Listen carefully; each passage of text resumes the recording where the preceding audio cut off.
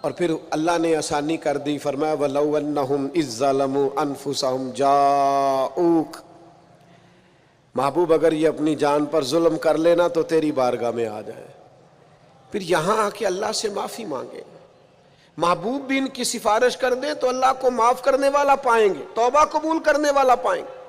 گویا مجرم ہو تو منہ اشکوں سے دھوتے ہوئے آؤ، آؤ در تواب پہ روتے ہوئے آؤ۔